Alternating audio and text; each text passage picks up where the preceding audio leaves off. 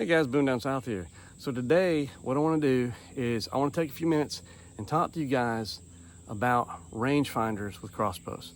So if you're new to the crossbow, if you've swapped over from rifle to the crossbow, or you're just brand new to the crossbow, this is something you want to pay attention to because it's not something you really think about in a lot of typical rifle hunting, at least here in the eastern side of the U.S., where we're mostly in wooded areas, not long range like out west kind of thing, where it's more important. But the rangefinder, it's really, really important when you're crossbow hunting to have that rangefinder, to know how to use that rangefinder. And there really are two types of rangefinders, so you need to know which one you're using. There's the old school rangefinder. Well, let me not go there. There's an old school one that I used to use, which is kind of calibrating what your eyes could see, kind of a thing that it was not even digital at all. But your digital rangefinder, shooting a beam, reading the distance of that beam, right? Telling you the distance that the target. And then there are angle compensated rangefinders, ACRs, or sometimes they're angle modified rangefinders, depending on the branding, how they brand it. But basically, it takes into compensation of the angle that you're shooting at. And when you're shooting from an elevated position like a tree stand, it becomes very important, especially when you're on hills and so forth. And that's something we got to keep in mind. It's not like shooting a crossbow is not like shooting a rifle, right? There's a lot more drop in that bolt than there is in a bullet. Okay, so y'all stick around. We're gonna go through that real quick, and it won't take too long. And hopefully you get something out of it. Hit that like and subscribe.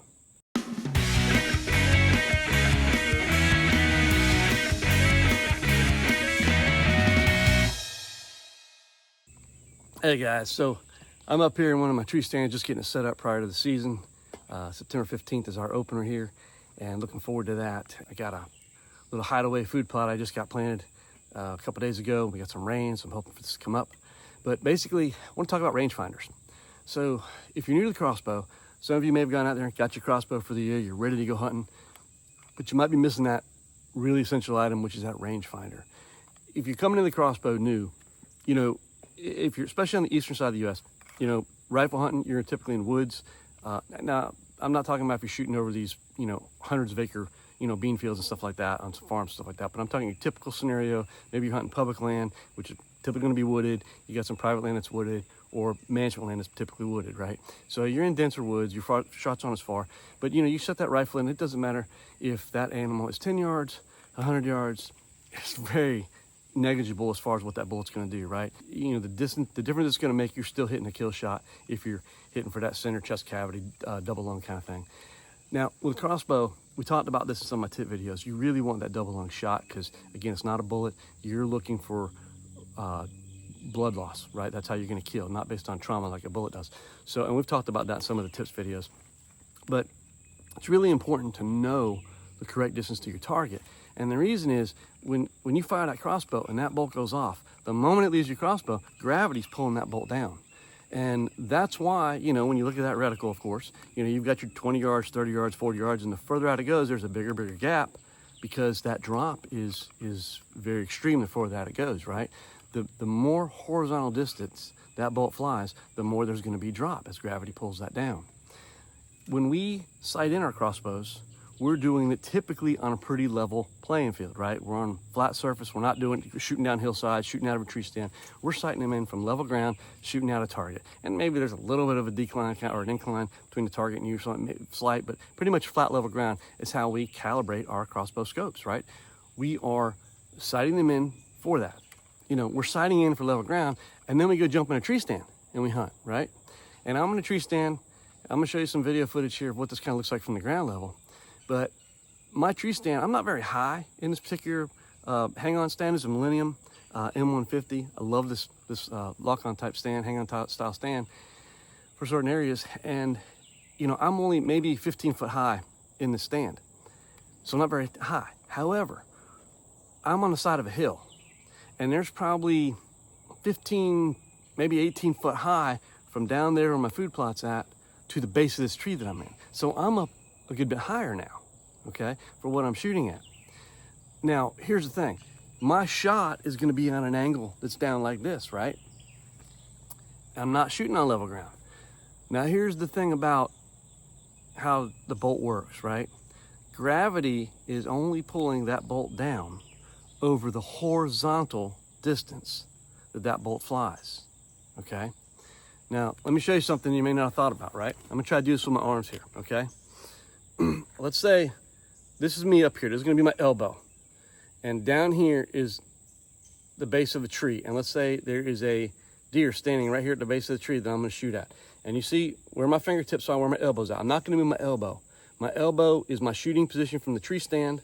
Fingertips is where I'm aiming, okay? Now watch this. As I rotate my arm up, can you kind of see that? What I'm trying to show you here is that the distance, if you will, horizontally is much further. So if you go from my elbow to the middle of my arm, right here, this position, that's the horizontal distance at eye level, okay? That's the horizontal distance that the gravity is gonna pull on that bolt. Now, if I was shooting at a deer at the end of my fingertips out here, that'd be the full range, and it would be just identical range to what I'd shoot on the, on a target range, if you will, flat level target range where I sighted in.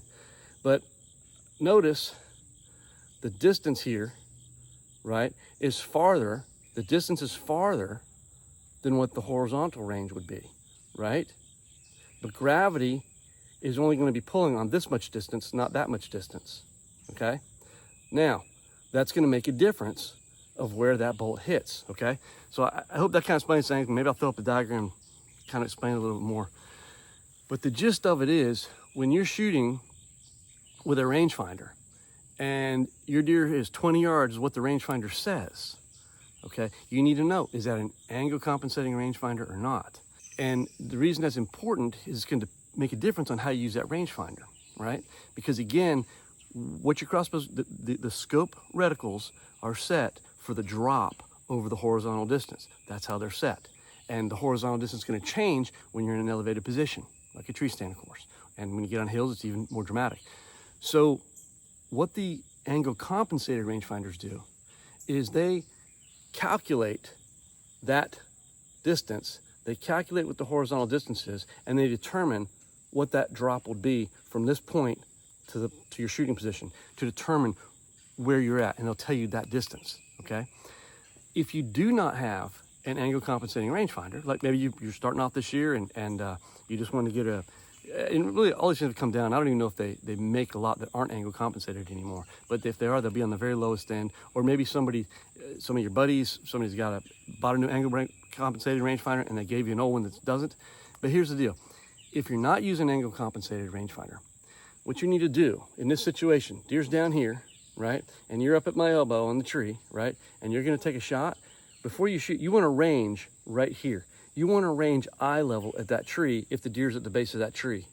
Yes, is it a farther distance to that deer? Yes, it is. It's a farther distance to the deer on the ground than to that tree spot. We've already shown you that because here we go, right? So the deer's all the way out this far distance-wise, right? Line of sight distance-wise, but to the tree, it's a lot shorter.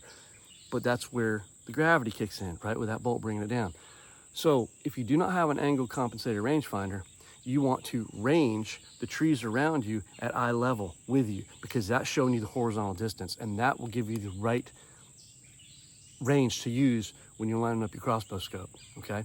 If you have an angle compensator, it does the calculation for you. You don't need to do that. Range what you want to hit, and you're good to go, okay? Now, there's a lot of these out there. You know, I'm using, this is a SIG Buckmaster 1500, and I've been, using this for a couple years, and it's really handy, and it's got a couple different modes. I can do line of sight if I want, or I can do what they call angle modified range finding. AMR is what the setting, and so I have it set to AMR. So when I range, I'm not going to range the tree across from me. I'm ranging down to where I'm shooting, and I just tap the little button, and it'll range it and tell me the distance. Tells me, looking down there, 22.1 yards. Okay, and this gives me the right reading. Again, if I didn't have angle compensation, then I would try to find a tree close by to where the deer's going to be, and I would range that tree at eye level, and I'm going to find it's much different distance, right? And that's what you want to do.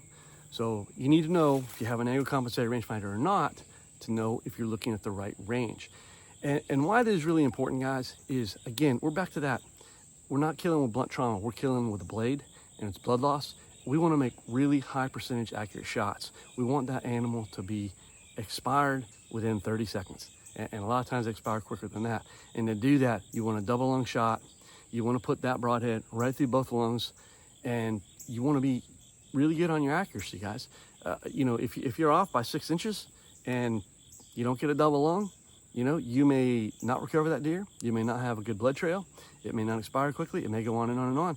So that's why it's important to know your yardage. With a rifle, it's not as important if it's 50 yards or 80 yards, right? I mean, that bullet might change this much. It's drastically different with a bolt. And so we have to know our range. We have to know our range. And there's some methods you can use if you don't have a rangefinder. And I used to use this when I hunted in certain areas years ago in public land.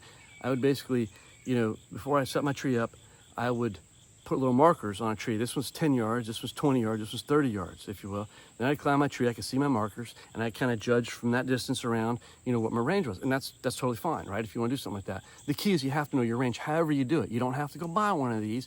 I highly recommend doing this because, you know, you're looking at a lot of situations, and depending on your environment, it may change. And maybe you're a mobile hunter and you move a lot, right? Well, you can't just put markers out everywhere, and it takes a lot of time. If you have a rangefinder, you get the job done.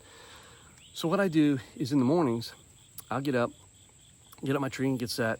And this is even in places I know that I've hunted multiple times, right? Where I kind of already know the ranges, but I double check because I want to know for sure. I want the high percentage shot. I want a quick kill on the animal, an ethical kill. And so what I'll do is, as it starts to get a little bit daylight, I'll start ranging the trees. Bam. Okay, that one's 20. And what I'll do is I'll look around for what else I think is 20. There's a 20, there's a 20. That one's like 22. Okay.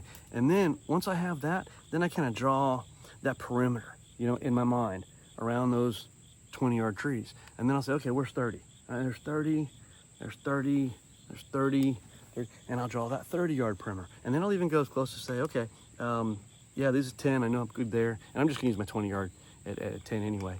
But, you know, my 20 and 30 around me, and I know where things are, then I can put that rangefinder away. I'm not one that keeps that rangefinder out while I'm hunting, especially in a tree stand. It's too cumbersome, right?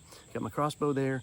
I just need to know ahead of time. So I pull out ahead of time and I range all these trees and make the mental note and kind of draw that perimeter.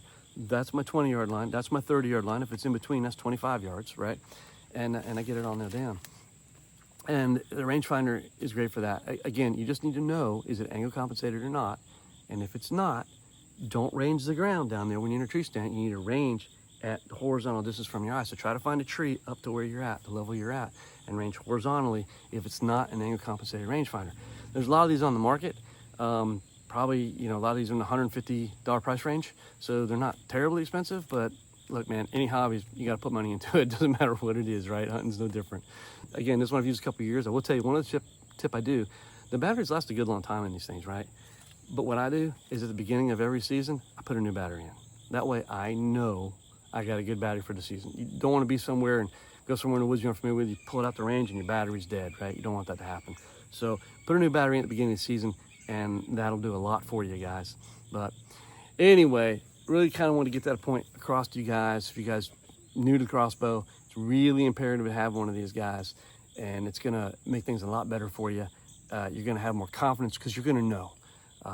You know, in the early days, before we had these, you know, we had this when I was bow hunting in different places, and we had a manual tool that it was a rangefinder, and you'd have to turn these dials and line these images up and to calibrate it and all this stuff, and then you have to turn these dials and all that, and part of that is kind of like you're guessing, right? How good is my guess?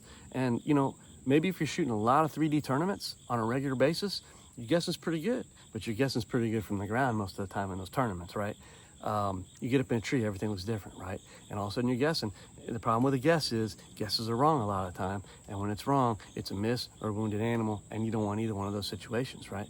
So get you that rangefinder, practice using it, make sure you know what kind it is, know how you need to use it, and get a fresh battery in there for the season, and it'll treat you well. Hope this helped you out, guys. So y'all take care, and we'll see you next time.